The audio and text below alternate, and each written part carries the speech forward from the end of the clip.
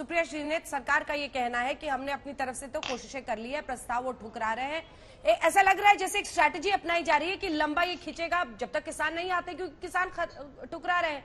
उनकी शर्त है कि आप तीनों बिल वापस लीजिए। ये डेडलॉक कैसे खत्म होता हुआ देखती हैं आप? अंजना जी, आज राष्ट्रीय किसान दिवस पर दिन भी है और दस्तूर भी बिल्कुल ठीक है कि हम इन मुद्दों पर बात कर रहे हैं। कुछ विरोधाभास है और मैं 30 सेकंड में उसको आपके सामने जरूर प्रस्तुत करना चाहती हूँ।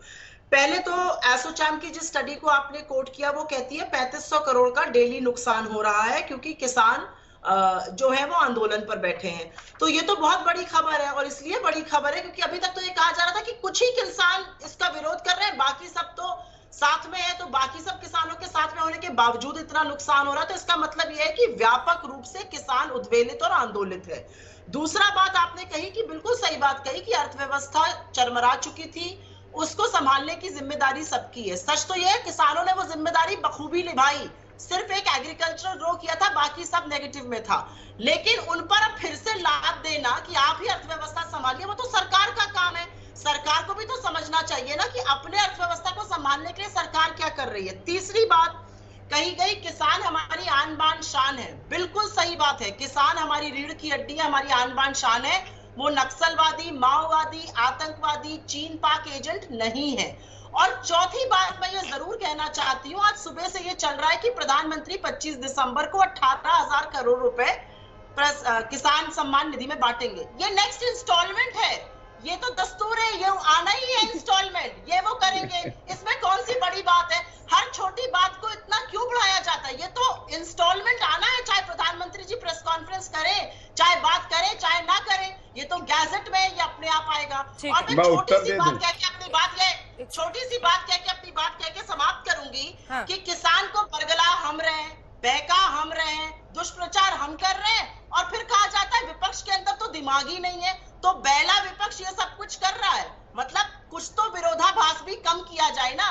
पहले तो किसान ही नहीं थे, नक्सलवादी सब खड़े थे, अब किसान इंतजार करना होगा आपको। एक साथ गौरव जी जवाब दीजिएगा। सुनील चोपड़ा जी से एक पहले रिएक्शन ले ले। सुनील चोपड़ा जी, वामपंथियों ने किसानों को बरगला दिया है जी, ये कह रही है बीजेपी। आप लोग उकसा रहे हैं। बीजेपी तो कुछ भी कहेगी। बीजेपी ने तो ये भी कहा था कि अच्छे दिन आएंगे, अभी तक तो अच्छे दिन आए नहीं। बीजेपी ने ये भी कहा था कि हम सोनार बंगला बनाने जा रहे हैं, वहां पर बंगाल में झगड़े कर रहे हैं। केरला में इनके गवर्नर ने अलाउ नहीं किया कि असेंबली मिल जाए। जो लोग जनतंत्र के दुश्मन हैं, जो लोग इस देश के संविधान के टुकड़े टुकड़े करके और जनता के टुकड़े टुकड़े कर रहे हैं, अब उनसे विश्वास उठ गया लोगों का। तो ये हमारी गलती नहीं है, उनकी अपनी गलती है। जो उन्होंने किया है वो भुगतेंगे। और इनको समझ लेना चाहिए कि हमारे देश का किसान कोई साधारण चीज नहीं है।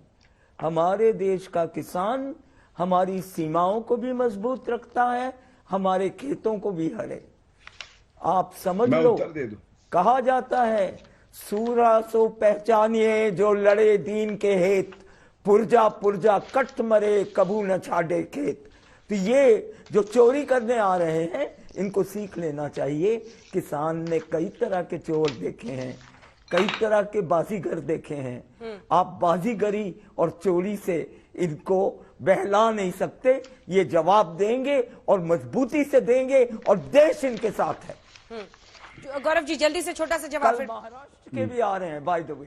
देखिए, जल्दी से आ रही हूँ पुष्पेंद्र। देखिए, किसानों को अगर किश्त भी मिल रही है तो दर्द कांग्रेस को क्यों हो रहा है? यही तो बात है। 2009 में अंजना जी इन्होंने कहा था कि किसानों को डायरेक्ट बेनिफिट ट्रांसफर मिलेगा, और लागू किसान सम्मान निधि किसने की? नरेंद्र मोदी जी ने करी। ये तो कहिए कि कुछ अच्छा कर रहे हैं। और कांग्रेस के समय में 10 साल जो यूपीए की सरकार रही, 2 लाख किसानों ने आत्महत्या कर ली।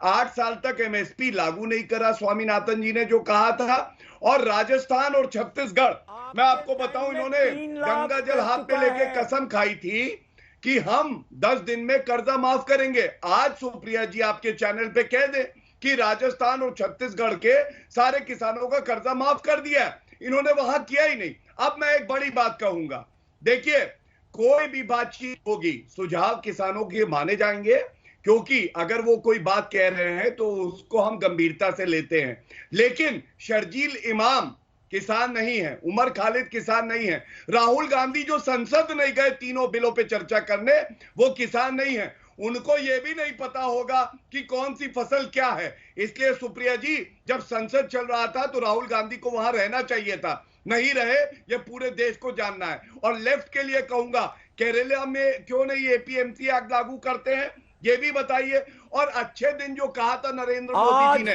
सारे देश के तो आ गए, लेकिन लेफ्ट के अच्छे दिन कोई नहीं ला सकता।